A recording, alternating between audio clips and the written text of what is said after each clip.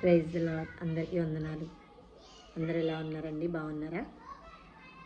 ఈరోజు మనం బ్రతికి ఉన్నామంటే అది దేవుని అమూల్యమైన ప్రేమ, ఆయన దయ, ఆయన కృప అయి ఉన్నది.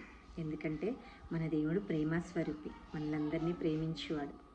కాబట్టి ఈరోజు మనం కూడా దేవుని ఎంత ప్రేమిస్తున్నాం అనేది మనం గ్రహించుకోవాలి. మనం దేవుని ప్రేమిస్తున్నామా, ప్రేమించట్లేదా? దేవుని ప్రేమించాలంటే ఏం కలిగి ఉండాలి? ఒకసారి చూద్దాం.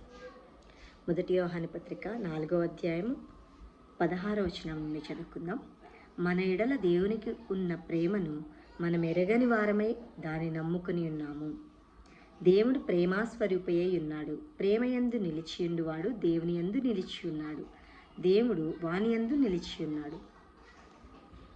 తర్వాత 18వ వచనం, ప్రేమలో భయం ఉండదు, అంతేకాదు ప్రేమ పరిపూర్ణ ప్రేమ భయమును వెళ్ళగొట్టును. భయము డంబమునతో కూడినది. భయపడువాడు ప్రేమయందు పరిపూర్ణము చేయబడినవాడు కాదు. ఆయనే మొదట మనలను ప్రేమించను గనుక మనము ప్రేమించుచున్నాము. ఎవడైనను నేను దేవుని ప్రేమించుచున్నానని చెప్పి తన సహోదరుని ద్వేషించిన ఎడల అతడు అబద్ధికుడగును. తాను చూపిన తన సహోదరుని ప్రేమింపని వాడు తాను చూడని దేవుని ప్రేమించలేడు. దేవుని ప్రేమించువాడు తన సహోదరుని కూడా ప్రేమింపవలనని అను ఆజ్ఞను మనం ఆయన వలన పొంది ఉన్నాము. కాబట్టి ఇక్కడ మనకి ఏం చెప్తున్నాడు?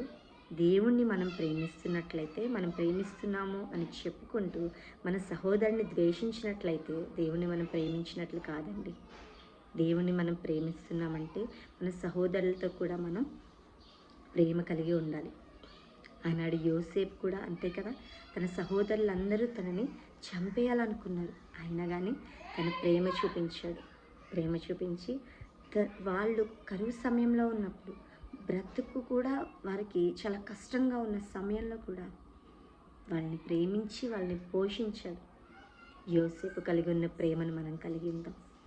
యేసు ప్రభు కలిగి ఉన్న ప్రేమను మనం కలిగి ఉందాం. మనం ఎవరిని మాదిరిగా చేసుకుంటున్నాం? మనం దేవుణ్ణి మాదిరిగా చేసుకుని ఆయన వలె మనం కూడా అందరినీ ప్రేమిద్దాం. 2వ ఆజ్ఞ దేవుడు చెప్పి ఉన్నాడు కదా, నిన్ను వలె నీ పొరుగు వారిని ప్రేమించు. మనం మన వలె మన పొరుగు వారిని కూడా ప్రేమించాలి. అట్టి ప్రేమ మనందరం కలిగి ఉండాలని దేవుడి వాక్యము దీవించి ఆశీర్వదించును గాక. ఆమేన్.